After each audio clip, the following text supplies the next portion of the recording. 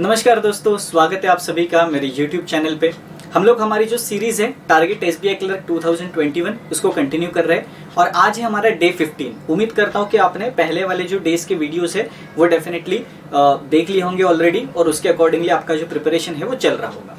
तो आज के वीडियो हम लोग डिस्कस करने जा रहे हैं परसेंटेज के बारे में, जो कि एक बहुत ही इंपॉर्टेंट टॉपिक है आपके क्वांट्स का, क्योंकि परसेंटेज को आपको कई सारे एडिशनल टॉपिक्स में यूज करना पड़ता है। ओके, जैसे कि डेटा इंटरप्रिटेशन है या बाकी के भी जो आपके अरिथमेटिक के टॉपिक्स आएंगे उसमें आपको परसेंटेज को यूज करना ही करना होगा। इवन हमने देखा था सिंप्लीफिकेशन जब हम लोगों ने डिस्कस किया था, या हम लोगों ने जब एवरेज भी डिस्कस किया था, उसमें भी कुछ हद तक परसेंटेज यूज हो रहा था, राइट। तो परसेंटेज बेसिकली ऐसा टॉपिक है जो ऑलमोस्ट हर टॉपिक में आपको उसका यूज देखने को मिलता है, इसीलिए आपको परसेंटेज का जो बेसिक कॉन्सेप्ट है वो अच्छी तरीके से पढ़ के रखना है, राइट, ताकि आप डेफिनेटली अलग अलग टॉपिक्स में उसको यूज कर पाओ। ओके, तो चलिए विदाउट वेस्टिंग एनी टाइम आज का जो वीडियो है उसको स्टार्ट करते हैं।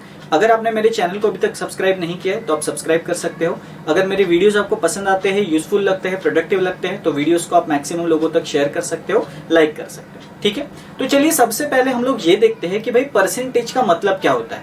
ये जो वर्ड है परसेंट, क्या उसमें ही उसका मतलब छुपा हुआ है ना। अब जैसे कि यहाँ पे मैंने लिखा हुआ है परसेंट, है ना। पर का मतलब आप सबको होता है कि जब भी हम लोग डिवीजन में लिखते हैं या डिनोमिनेटर में कुछ भी चीज लिखते हैं उसको हम लोग पर बोलते हैं, राइट। तो पर का सिंपल मतलब होता है डिवीजन, या ऐसा हम लोग क्रॉस मार्क अगर करते हैं उसको हम लोग डिवीजन बोलते हैं, ठीक है। और सेंट का मतलब आप सभी को पता है, सेंट का मतलब होता है 100, है ना। और इसी से ये वर्ड जो है वो डिराइव हुआ है, पर सेंट मतलब divide by 100। Anything divide by 100 हम लोग जब लिखते हैं तो उसको परसेंट बोला जाता है, और इसीलिए परसेंटेज का साइन भी ऐसा रहता है। देखो 100 के 2 जीरोस वो ऐसे लगा देते हैं और इसको हम लोग परसेंटेज बोल देते हैं, ठीक है। तो परसेंट का बेसिक मतलब ये होता है, पर मतलब डिवीजन एंड सेंट मतलब 100। जैसे कि अगर मैं लिखता हूं यहाँ पे 25%,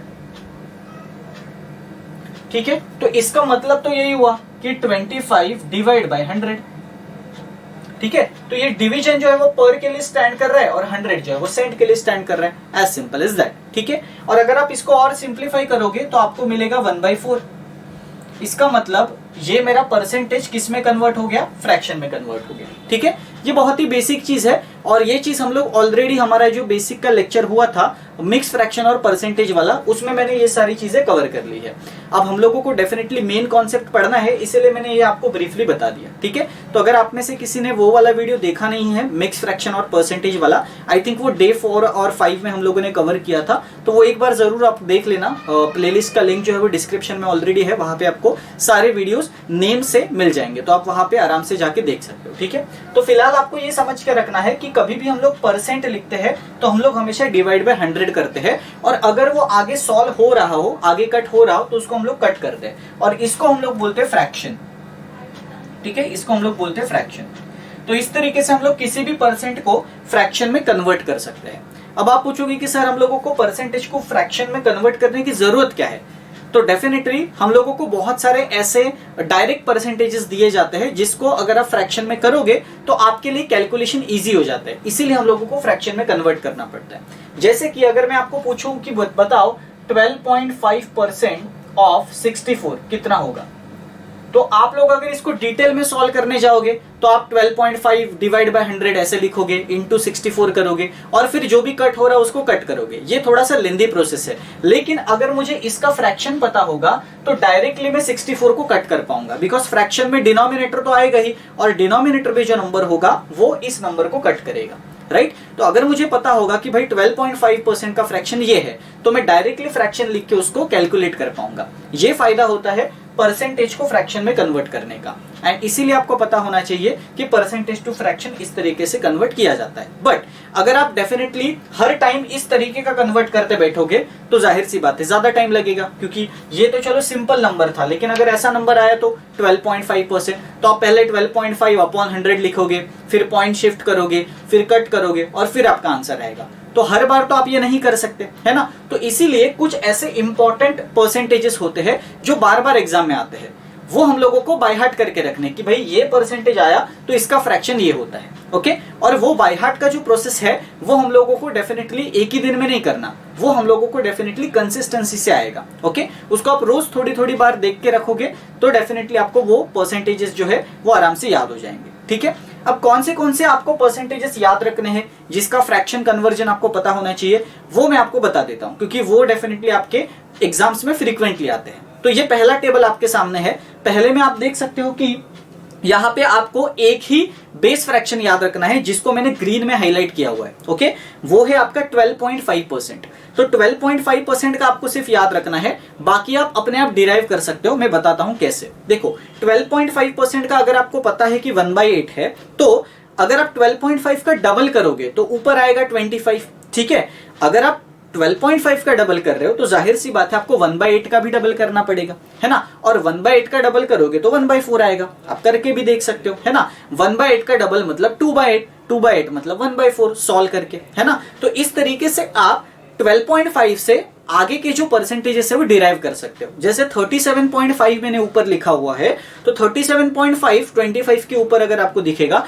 तो वो 12.5 का 3 गुना होता है। तो इसीलिए आपको 1/8 का भी 3 गुना करना है फ्रैक्शन में, तो वो फ्रैक्शन में 3/8 हो जाएगा। इस तरीके से आप 12.5 को बेस बना के आपके जो आगे वाले फ्रैक्शन है उसको डिराइव कर सकते हो। ठीक है, तो उम्मीद करता हूं कि ये टेबल जो है वो कैसे बना है ये आपको पता चल गया होगा। ठीक है, इनफैक्ट 12.5 की जो नीचे वाले परसेंटेजेस है उसको भी आप देखो कि डिवाइड बाय 2 करके वो लाए हैं। 12.5 का डिवाइड बाय 2 6.25 होता है, इसीलिए मैंने 1/8 को भी 2 से डिवाइड किया तो वो 1/16 बन गया।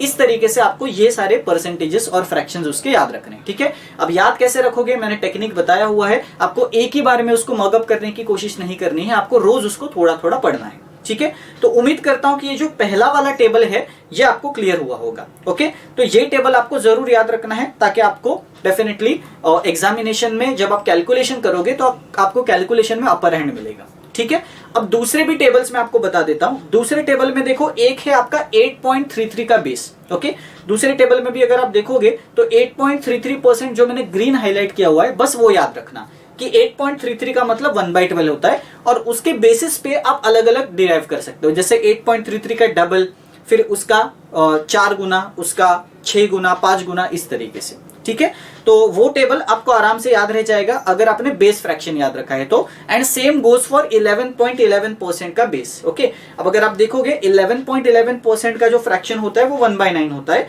और उस तरीके से आप आगे आगे करते जाओगे तो अल्टीमेटली आपको पता चल जाएगा कि किस तरीके से वो बन गए हैं, है ना। तो एक बार आप चाहिए तो इस टेबल का स्क्रीनशॉट ले सकते हो, या आप अपने बुक पे इसको नोट डाउन करके रख सकते हो, ताकि जब भी आप इसको पढ़ो तो आपको थोड़ा सा आइडिया आए कि इसमें करना क्या है। ठीक है, तो उम्मीद करता हूं कि आपको ये जो टेबल वाला सेक्शन है फ्रैक्शंस का वो समझा होगा, है ना। ऑलरेडी मैंने कुछ फ्रैक्शंस के बारे में प्रीवियस वीडियोस में बताया हुआ है, लेकिन ये फ्रैक्शंस ऐसे है जो अभी मैंने आपको बताया वो सबसे ज्यादा इंपॉर्टेंट है। वो अगर आप कर लोगे तो आराम से आपका जो कैलकुलेशन है वो फास्ट होने के चांसेस है।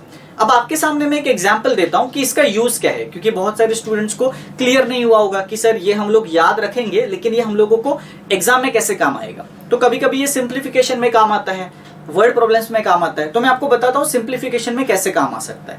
तो आपके सामने एक क्वेश्चन है, देखो ये क्वेश्चन में आपको कुछ परसेंटेजेस दिए हुए हैं।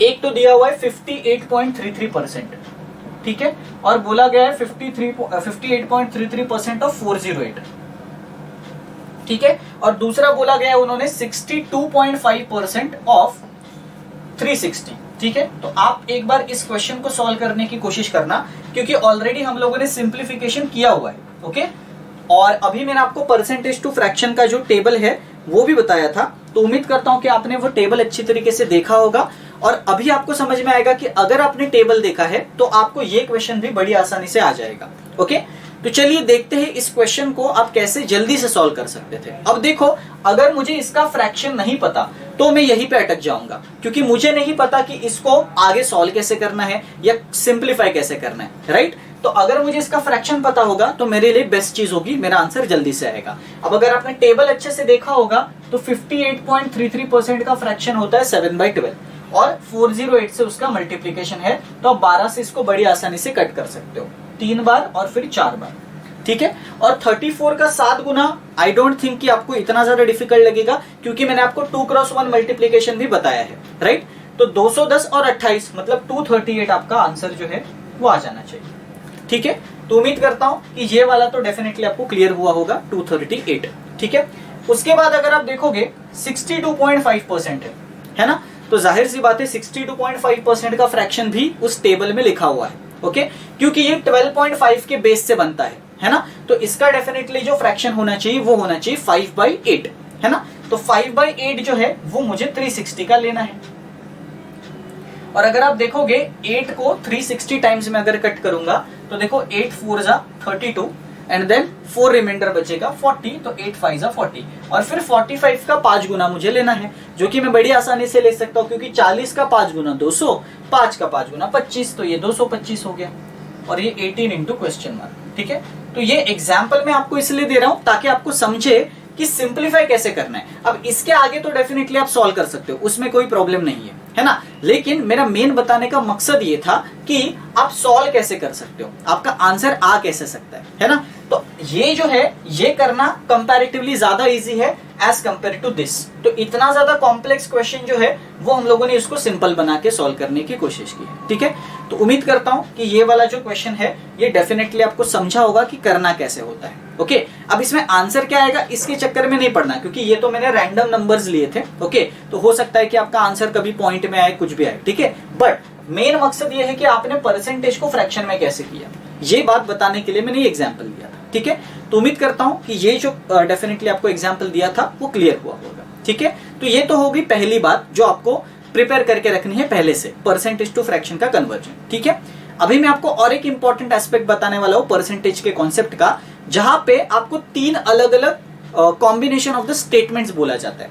कभी कभी आपको बोलते हैं कि some number is what percent more than the other number, कभी बोलते हैं कि some number is what percent less than the other number, है ना। तो कभी कभी आपको परसेंटेज इंक्रीज पूछा जाता है, कभी कभी परसेंटेज डिक्रीज पूछा जाता है ना, और कभी कभी बोला जाता है कि this number is what percent of the other number, है ना। तो ऐसे अलग अलग तरीके के स्टेटमेंट्स आपके सामने आते हैं और अक्सर स्टूडेंट्स को इन स्टेटमेंट्स में कंफ्यूजन होता है। तो अभी यहाँ पे मैं आपके सामने एकदम सिंपल वे में इन तीनों का डिफरेंस रखने वाला हूं, मतलब इन तीनों को आपको कैसे पहचानना है, और इन तीनों के एग्जाम्पल्स भी मैं आपको बताऊंगा कि अगर व्हाट परसेंट मोर वाला आया तो क्या करना है, लेस वाला आया तो क्या करना है, एंड व्हाट परसेंट ऑफ वाला आया तो क्या करना है। ओके, ये 3 स्टेटमेंट जो है वो अक्सर आपको एग्जाम्स में देखने को मिलते हैं, खास करके डेटा इंटरप्रिटेशन के क्वेश्चंस में। ओके, तो जाहिर सी बात है अगर हम लोगों को पहले से पता रहेगा कि करना क्या है तो हम लोगों के लिए चीजें बहुत आसान हो जाएंगी। ठीक है, तो चलिए स्टार्ट करते हैं परसेंटेज इंक्रीज से। ओके, सबसे पहले मैं बताता हूं कि परसेंटेज इंक्रीज या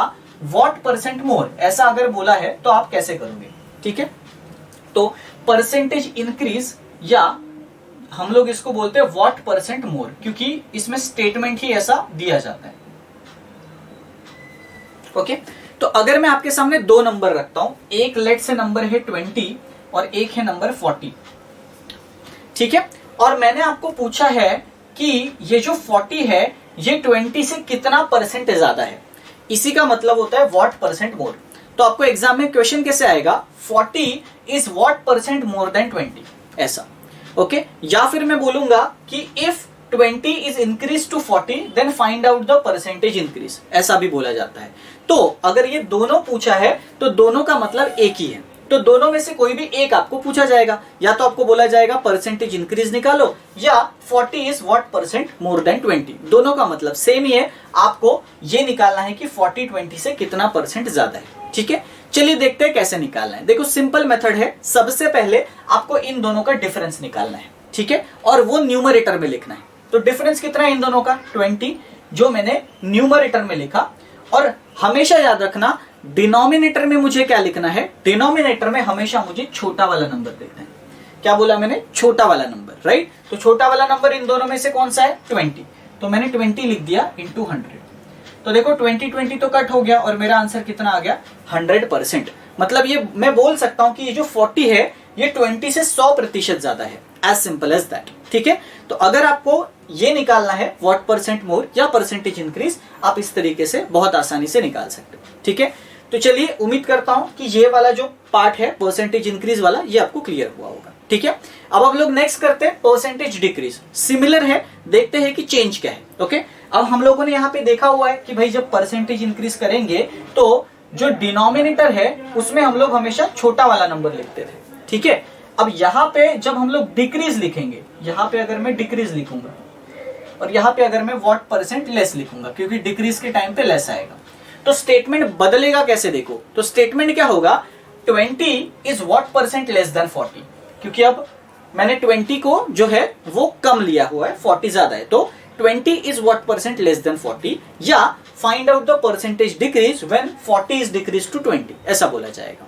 ठीक है, अब यहां पे न्यूमरेटर वाला पार्ट सेम रहने वाला है आपका, न्यूमरेटर में हमेशा आपको डिफरेंस ही लिखना है। अब यहां पे आप देख सकते हो डिफरेंस में कोई चेंज नहीं है, डिफरेंस 20 ही है, लेकिन जो आप डिनोमिनेटर वाला पार्ट है यहां पे बदलोगे, क्योंकि पहले वाले में आपने डिनोमिनेटर क्या लिया था, स्मॉलर नंबर लिया था जो कि आपका ओरिजिनल नंबर था, लेकिन अब डिक्रीज देखो 40 से हो रहा है, इसका मतलब अब आपको ये वाला नंबर लेना है, ग्रेटर नंबर। तो जब भी आपको यहां पे लिखा है व्हाट परसेंट लेस, तो नीचे डिनोमिनेटर में उल्टा आएगा, डिनोमिनेटर में बड़ा नंबर आएगा, और यहां पे व्हाट परसेंट मोर लिखा हुआ तो डिनोमिनेटर में छोटा नंबर आएगा, बस इतनी सी बात याद रख लेना। ठीक है, तो बड़ा नंबर लिखना है 40 इंटू 100, आप देख सकते हो ये 2 से कटेगा और ये 50 से जाएगा, तो ये होगा 50%।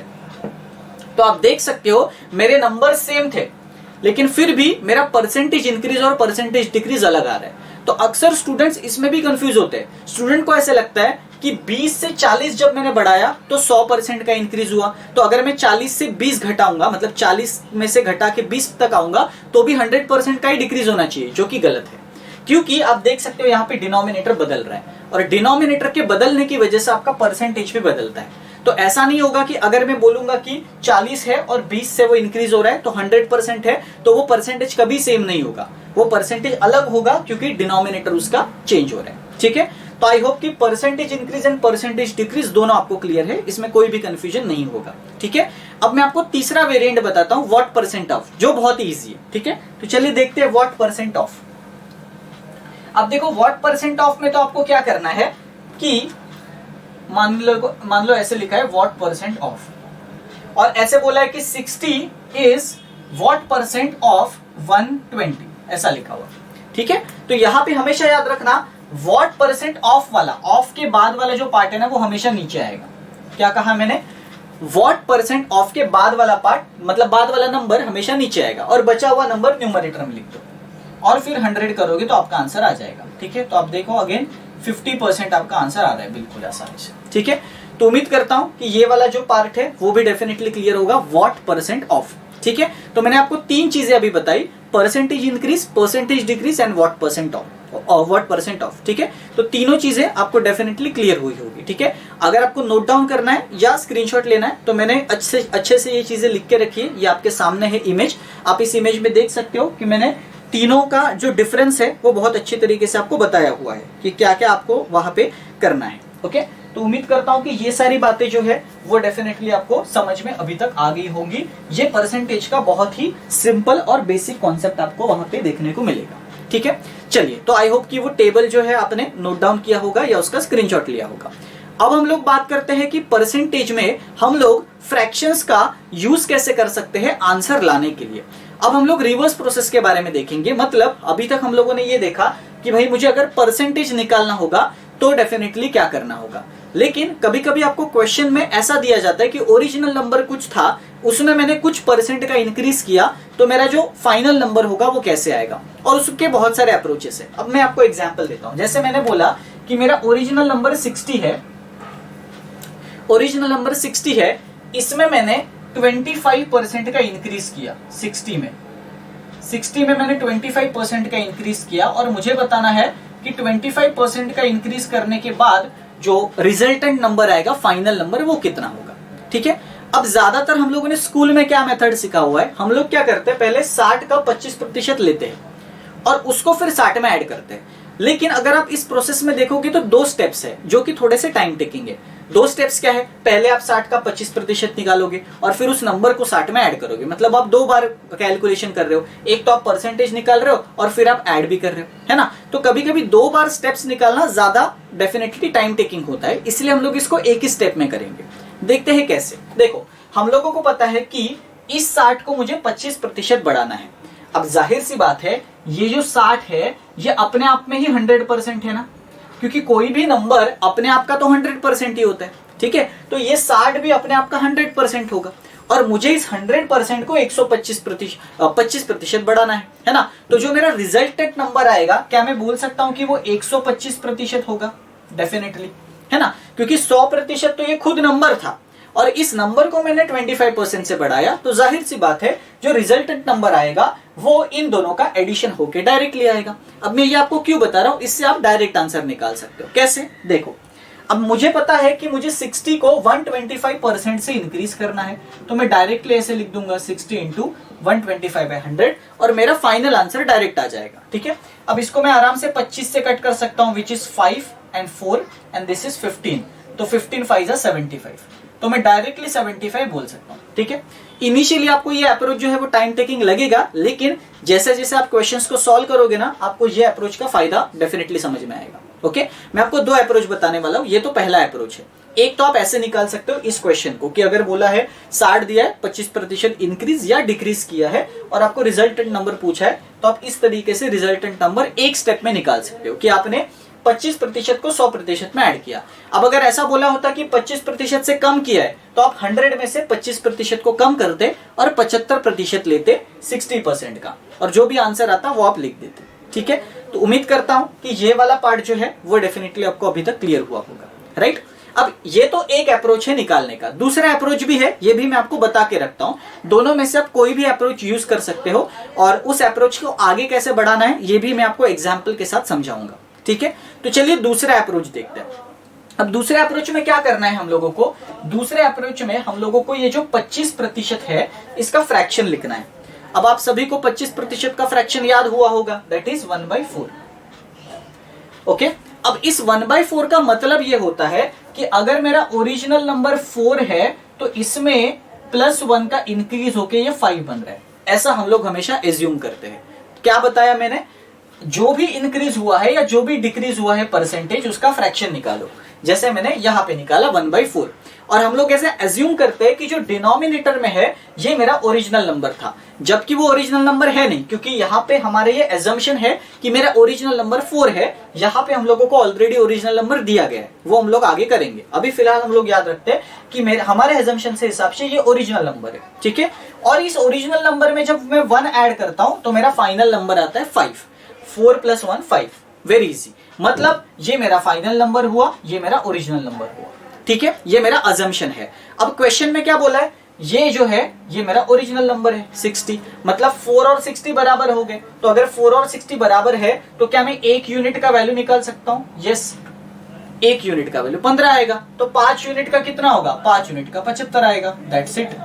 यही तो आंसर हम लोगों को पहले भी आया था फर्स्ट अप्रोच से। ठीक है, तो आप इस तरीके से भी इसको सॉल्व कर सकते हो। ठीक है, तो देखो अप्रोच मैटर करता है और वो अप्रोच आपका कितना टाइम बचा रहा है ये मैटर करता है ना। तो अब दोनों में से कोई भी अप्रोच यूज कर लो, आपका आंसर सेम ही आने वाला है, राइट। तो ये फ्रैक्शन वाला मेथड बहुत ज्यादा यूजफुल होता है आपके वर्ड प्रॉब्लम्स में, इसीलिए मैंने आपको ये फ्रैक्शन वाला मेथड अभी बता दिया।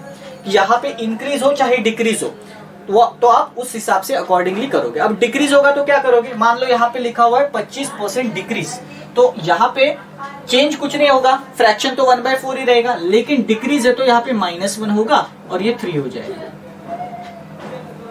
उम्मीद करता हूं ये क्लियर है ना। 1/4 फ्रैक्शन तो है ही, लेकिन डिक्रीज हो रहा है, तो ओरिजिनल 4 था और उसमें 1 माइनस होके रिजल्टेंट मेरा 3 आया। अब यहाँ पे अभी भी 1 यूनिट का वैल्यू 15 ही है, तो यहाँ पे आप देखो कितना वैल्यू आएगा, डेफिनेटली आपका वैल्यू आएगा 1 यूनिट का 15, तो 3 यूनिट का 45, है ना। तो जब डिक्रीज मुझे करना होगा 25% से, तो मेरा आंसर आएगा 45। ठीक है, तो उम्मीद करता हूं कि ये जो फ्रैक्शन वाला अप्रोच है ये भी आपको क्लियर हुआ होगा। ठीक है, इसको और आगे हम लोग क्लियर करेंगे एक एग्जाम्पल से। ओके, तो फिलहाल आई थिंक अभी तक इतनी चीजें जो है वो आपको समझ में आई होंगी। ठीक है, अब आपके सामने मैंने एक एग्जाम्पल रखा है, उस एग्जाम्पल को आप ध्यान से देखो और इस एग्जाम्पल को हम लोग इस अप्रोच से कैसे कर सकते हैं ये मैं आपको बताऊंगा। इस एग्जाम्पल को भी आप दोनों अप्रोचेस से कर सकते हो, मैं आपको दोनों अप्रोचेस बताऊंगा और दोनों में से जो आपको यूजफुल लगता है वो आप डेफिनेटली सीख लेना। ठीक है, अब यहाँ पे आपको क्या बोला है कि the population of the different trees in a field increase by 10% in the first year. मतलब पहले साल में 10% से ट्रीज की पॉपुलेशन बढ़ गई, फिर उन्होंने बोला है कि 8% से सेकेंड साल में बढ़ गई, और दूसरे में मतलब लास्ट ईयर में उन्होंने बोला है कि 10% से डिक्रीज हो गई पॉपुलेशन। और ऐसा करने के बाद उन्होंने बोला कि तीसरे साल के बाद जो पॉपुलेशन है ट्रीज की वो है 26730। तो आपको बताना है कि बिगिनिंग में ट्रीज की पॉपुलेशन कितनी थी, मतलब पहले ईयर में जब इंक्रीज हुआ था, वो इंक्रीज होने से पहले पॉपुलेशन कितनी थी। ठीक है, चलिए देखते हैं कि किस तरीके से इस तरीके के क्वेश्चंस को हम लोग सॉल्व करते हैं। इस तरीके के क्वेश्चंस को हम लोग बोलते हैं सक्सेसिव इंक्रीज या डिक्रीज। अब अगर आप बहुत सारे टेक्स्ट बुक्स या यूट्यूब में बाकी सारे वीडियोस भी देखोगे ना, उसमें आपको फॉर्मूला बताया जाएगा कि भाई ये फॉर्मूला है सक्सेसिव इंक्रीज और डिक्रीज का, ये फॉर्मूला में वैल्यू डालो और निकालो। ठीक है, लेकिन मैं आपको एक बात बताना चाहता हूँ, फॉर्मूला का डिसएडवांटेज ये होता है कभी कभी हम लोगों को फॉर्मूला याद रखने के लिए दिक्कत आती है, और एग्जाम में प्रेशर इतना होता है, और बाकी के भी कुछ फॉर्मूलाज आपके हो सकते हैं बाकी के टॉपिक्स में, है ना। तो आप सबके फॉर्मूलेज याद रखने जाओगे तो फॉर्मूले में डेफिनेटली आपको कंफ्यूजन होगा। इसीलिए याद रखना, ऐसे टाइप के क्वेश्चंस कभी भी फॉर्मूले से मत करना, कॉन्सेप्ट से करना। अब कॉन्सेप्ट मैं आपको यहाँ पे बताने वाला हूँ। ठीक है, 2 कॉन्सेप्ट्स बताऊंगा जिससे आप इस क्वेश्चंस को सॉल्व कर पाओगे। ठीक है, पहला अप्रोच है जो मैंने आपको अभी थोड़ी देर पहले बताया था कि जिसमें हम लोग परसेंटेज में ऐड करते थे। जैसे यहाँ पे नंबर ऑफ बिगिनिंग वाले जो ट्रीज है वो मुझे नहीं पता, तो लेट्स से कि वो बिगिनिंग वाले ट्रीज एक्स थे, नहीं पता, अननोन है ना। अब इसमें पहले साल में कितने का इंक्रीज हुआ, 10%। अब मुझे पता है कि ये जो एक्स नंबर होगा, कोई भी नंबर होगा, वो अपने आप का तो 100% होगा, है ना, चाहे वो 60 होने दो, 50 होने दो, 1000 होने दो, कुछ भी होने दो, लेकिन ये अपने आप का तो 100% रहेगा। और इस 100% में 10% का इंक्रीज हुआ है, तो क्या मैं बोल सकता हूं कि टोटल इंक्रीज 110% का हुआ है? Yes, definitely. तो बस आपको पहली बात तो ये समझनी है कि पहले साल में ये हुआ। ठीक है, उसके बाद अगले साल में क्या हुआ, देखो सेकेंड ईयर में 8% का इंक्रीज हो गया। अब मुझे बताओ, ये जो पूरा नंबर मेरा आया था, ये जो पूरा नंबर, ये भी तो अपने आप का 100% है ना। अब इस 100% में फिर से ये इंक्रीज हो रहा है, तो ये 108/100 होगा, है ना। इसी तरीके से 10% का डिक्रीज बोला है, तो ये तो 90/100 होगा, क्योंकि डिक्रीज है। और ये सब करके मेरा जो फाइनल नंबर है वो ये आ रहा है, राइट। तो एक तो अप्रोच ये है कि आप ऐसे कर सकते हो, जो भी कट हो रहा है वो कट कर दो और फाइनल आंसर लेके आओ। ठीक है, इसमें भी आपको ज्यादा टाइम नहीं लगेगा, बट ये थोड़ा सा लेंदी अप्रोच है एज कंपेयर टू फ्रैक्शन वाला अप्रोच, इसीलिए मैंने आपको सिर्फ आइडिया देने के लिए ये अप्रोच बताया है। ओके, ये अप्रोच अगर आप देखोगे तो आप 0 कट कर सकते हो बहुत टाइम्स, और डायरेक्टली आप जो भी नंबर कट होता है उसको कट करके आंसर लेके आ सकते हो एक्स का। ये एक अप्रोच है। ठीक है, तो आप थोड़ा डेफिनेटली इसको सॉल्व करना कैलकुलेशन, और एक्स का आंसर कितना आता है वो देख लेना वीडियो को पॉज करके, राइट।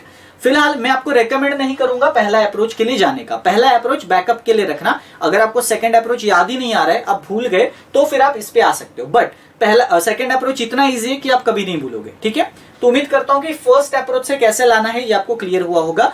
अब मैं आपको वो अप्रोच बताता हूं जो आपको एग्जाम में यूज करना है और जो ज्यादा काम आएगा। ठीक है, तो चलिए सेकंड अप्रोच देखते हैं। ओके, अब सेकंड अप्रोच में आपको ये सारे नंबर्स लिखने नहीं है। सेकंड अप्रोच में आपको क्या करना है, फ्रैक्शन में कन्वर्ट करना है सारे परसेंटेजेस को। ठीक है, सारे मतलब 2 ही है, ये 2 तो सेम ही है ना। तो 10% का मुझे बताओ फ्रैक्शन क्या होता है, 10/100 मतलब 1/10। ओके,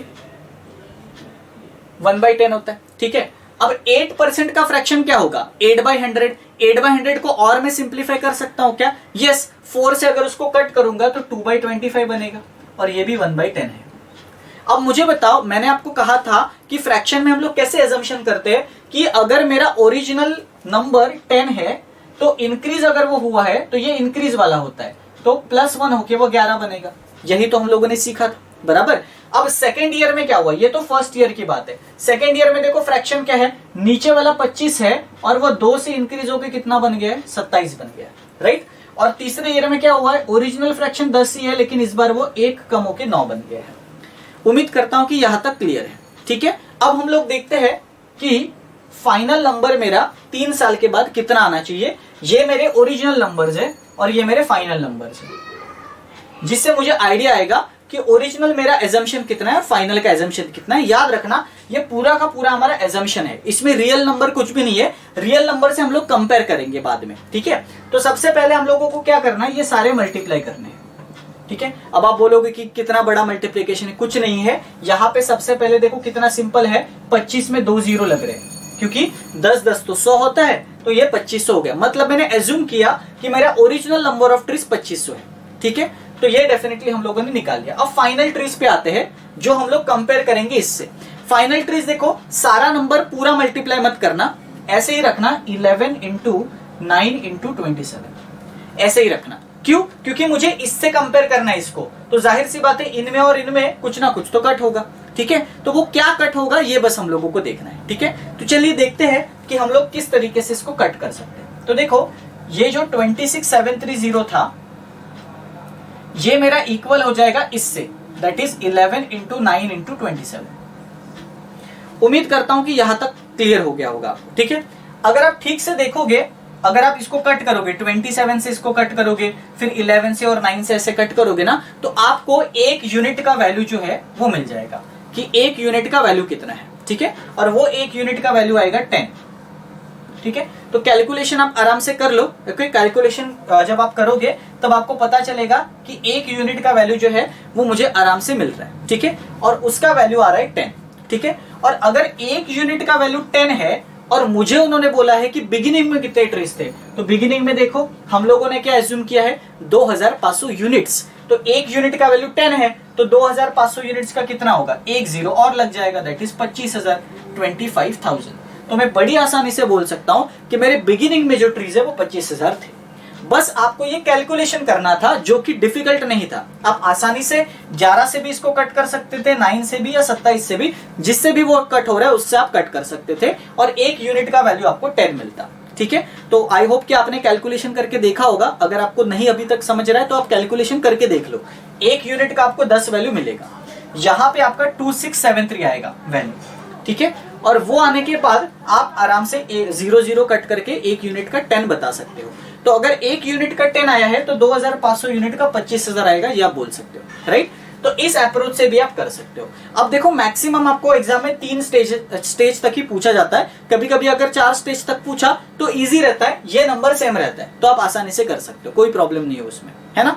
तो उम्मीद करता हूं कि ये वाला जो अप्रोच है ये भी आपको क्लियर हुआ होगा, इनिशियल और फाइनल का, है ना। ये सारा हमारा एजम्पशन होता है और जो फाइनल में आपको 2 नंबर्स मिलते हैं, दोनों में से कोई भी एक नंबर आपको क्वेश्चन में उसका वैल्यू दिया रहता है। जैसे इसमें आपको इसका वैल्यू दिया था, तो ये एजम्पशन वाला वैल्यू और वो वाला वैल्यू हम लोग आपस में इक्वल करेंगे और जो भी कट हो रहा है वो कट कर देंगे, एक यूनिट का निकाल लेंगे वैल्यू। ठीक है, तो उम्मीद करता हूं कि ये फ्रैक्शन वाला जो अप्रोच है वो डेफिनेटली आपको क्लियर हुआ होगा। ये बहुत बार आप यूज कर सकते हो even in the data interpretation as well, और अरिथमेटिक के जो आपको वर्ड प्रॉब्लम्स होते हैं उसमें भी आप यूज कर सकते हो। ठीक है, तो चलिए ये एग्जाम्पल उम्मीद करता हूं कि क्लियर होगा और आगे जब भी ऐसे एग्जाम्पल्स आएंगे तो बड़ी आसानी से आप उसको सॉल्व कर पाओगे। ठीक है, अब मैं और एक कॉन्सेप्ट आपको बताता हूं जाते जाते, जिसमें हम लोग रेशियो को यूज करते हैं परसेंटेज में।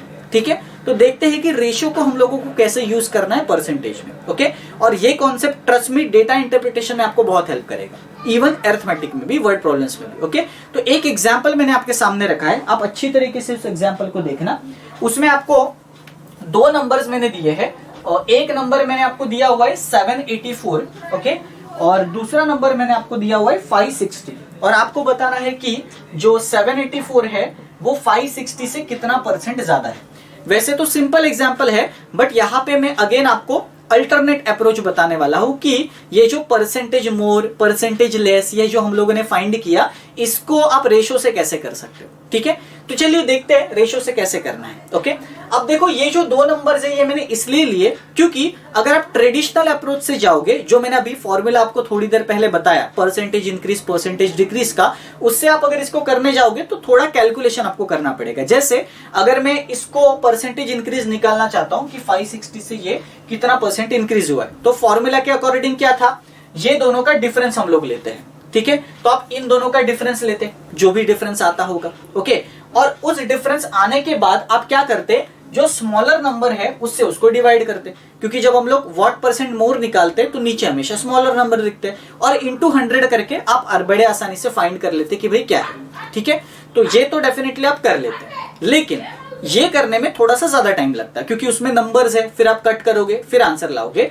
अब जो मैं आपका अप्रोच बताने वाला हूं रेशियो का, उससे आपको वो भी नहीं करना पड़ेगा, कैलकुलेशन मिनिमम होगा, क्योंकि इसमें बेसिक रूल ये होता है परसेंटेज में कि अगर मुझे नंबर्स नहीं पता लेकिन नंबर्स के बीच का रेशियो पता है तो फिर भी मैं परसेंटेज फाइंड कर सकता हूं। क्या बोला मैंने, अगर मुझे 2 नंबर दिए हैं और मैं आपसे पूछ रहा हूं कि इन 2 नंबर्स में परसेंटेज का क्या रिलेशन है, तो अगर मुझे नंबर्स पता है तो मैं परसेंटेज निकाल ही सकता हूं। हम लोगों ने अभी वो फॉर्मूला का देखा कि डिफरेंस निकाला और नीचे छोटा या बड़ा नंबर लिखा, है ना। लेकिन मान लो कि मुझे एग्जाम में नंबर नहीं दिए, लेकिन बोला है कि 2 नंबर का रेशियो इतना इतना है और बोला है कि अभी बताओ परसेंटेज कितना होता, तो क्या आप बता सकते हो? यस, आप बता सकते हो। ठीक है, तो चाहे आपको नंबर देने दो, चाहे आपको रेशियो देने दो, एक ही बात है। और रेशियो से आपका जल्दी होता है क्योंकि रेशियो छोटा होता है ना, क्योंकि रेशियो निकलता कैसे है? कट करके रेशियो निकलता है। तो छोटे नंबर्स होंगे तो परसेंटेज आप जल्दी से निकाल पाओगे। तो चलिए देखते हैं कि इन दोनों में रेशियो कितना है। ओके, अगर आप ठीक से देखोगे ये दोनों नंबर 28 से कट हो रहे हैं। 28 से ये जो है ना वो 28 बार कट हो रहा है क्योंकि 28 का स्क्वायर है 784, और ये जो 560 है ये तो 20 टाइम्स हो रहा है। ठीक है, क्या हम लोग इसको और आगे कर सकते हैं? यस, हम लोग इसको 4 से कट कर सकते हैं, 7 टाइम्स एंड 5 टाइम्स। तो इन दोनों में रेशियो कितना बना देखो, 7:5। अब मुझे बस ये देखना है कि 5 to 7 जब मैं इंक्रीज कर रहा हूं तो कितना परसेंट का इंक्रीज हो रहा है। तो मुझे बताओ इन दोनों का डिफरेंस कितना है? 2। और परसेंटेज हम लोग जब ज्यादा जाते हैं इंक्रीज के लिए तो हम नीचे क्या लिखते हैं? छोटा नंबर। तो छोटा नंबर क्या है? 5। तो आप देखो कितना आसान हो गया, ये तो हो गया आंसर 40%, है ना, बिल्कुल आसान, राइट। तो ये आपका ज्यादा जल्दी होगा, है ना, एज कंपेयर टू जब आप इन दो बड़े नंबर्स को लेके करोगे, राइट। तो जब बड़े नंबर्स आएंगे तो कोशिश करो उनका रेशियो निकाल के किया करो, तो ज्यादा अच्छे से आपको आएगा। इवन मैंने जो आपको पहले एग्जांपल दिया था 20 और 40 वाला, उसमें भी आप रेशियो लगा सकते हो। अब उसमें मैंने आपको रेशियो का क्यों नहीं बताया? क्योंकि वो नंबर छोटे थे।